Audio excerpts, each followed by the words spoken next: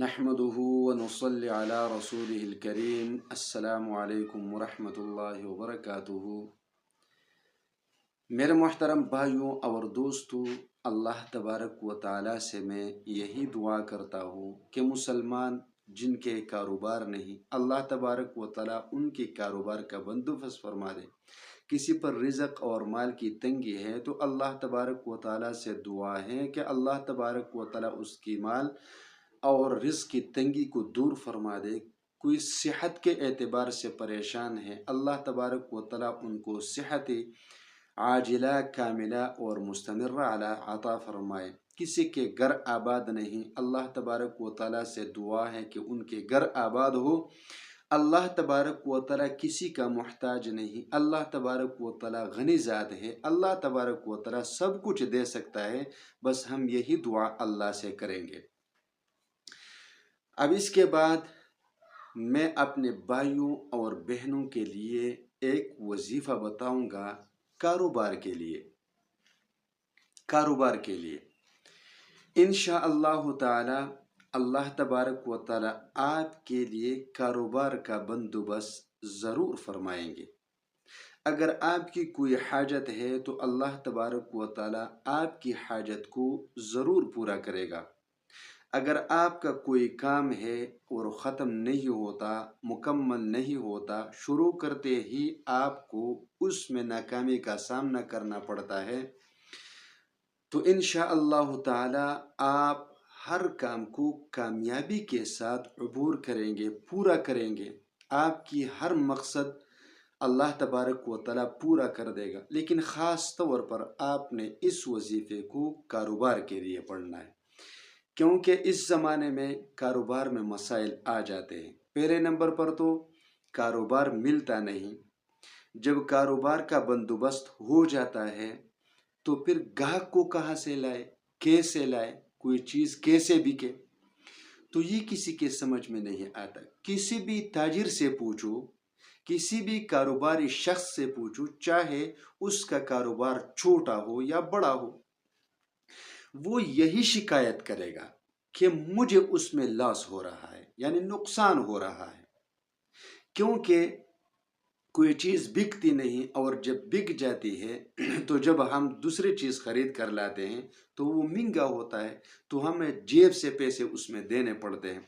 تو ہر کوئی نقصان کی شکایت ضرور کرتا ہے کہ مجھے اس میں نقصان ہو رہا ہے، کاروبار میں برکت نہیں، چل نہیں رہا۔ انشاءاللہ تعالی یہ تمام کے تمام مسائل اللہ تبارک و تعالی ختم کر دیں گے۔ آپ نے وظیفہ غور سے سننا ہے۔ وظیفہ ہے آیت الکرسی کا، وظیفہ ہے آیت الکرسی کا۔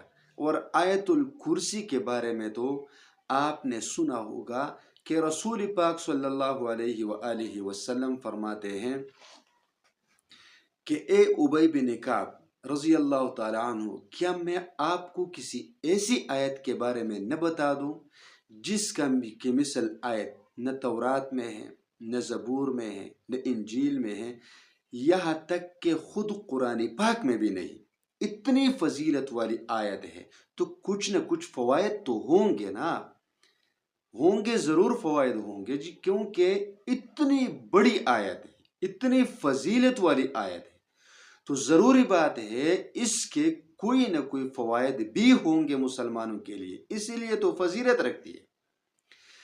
لہٰذا بہت بڑی آیت ہے، اگر آپ اس کو سمجھ سکو تو بہت بڑی آیت ہے، اس سے فائدہ اٹھاؤ، اللہ کے بندو اس سے فائدہ اٹھاؤ۔ نمبر ایک تو ہر فرض نماز کے بعد ایک مرتبہ ضرور پڑھا کرے۔ حدیث میں آتا ہے جو شخص ہر فرض نماز کے بعد ایک مرتبہ آیت الکرسی کی تلاوت کرے گا تو جنت اور اس کے درمیان ایک بالش کا فاصلہ ہوگا، یعنی موت۔ جیسے ہی یہ مرے گا جنت میں جائے گا۔ کتنی بڑی فضیلت ہے، اور ایک آیت ہے، پڑھنے میں بھی بہت آسان، تو یہ بھی پڑھے۔ اس کے علاوہ اگر آپ آیت الکرسی کے حروف پر غور کرتے ہیں اور اس کو گنتے ہیں تو اس ایک آیت کریمہ میں ہے 170 حروف۔ کتنے؟ 170 حروف۔ اب آپ کاروبار کے لیے کیسے پڑھیں گے اور حاجت کے لیے؟ تو آپ اس طرح کریں کہ رزق اور مال میں برکت کے لیے روزانہ 72 مرتبہ پڑھا کریں، یعنی 72۔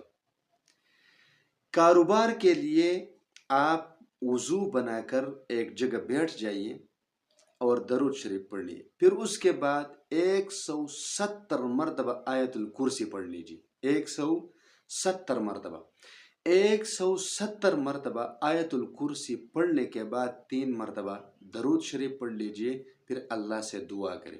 کچھ دن یہ عمل کرے، زیادہ سے زیادہ 41 دن، تو انشاءاللہ تعالی 41 دنوں کے اندر اندر اللہ تبارک و تعالی آپ کے لیے کاروبار کا بندوبست ضرور فرمائیں گے انشاءاللہ تعالی۔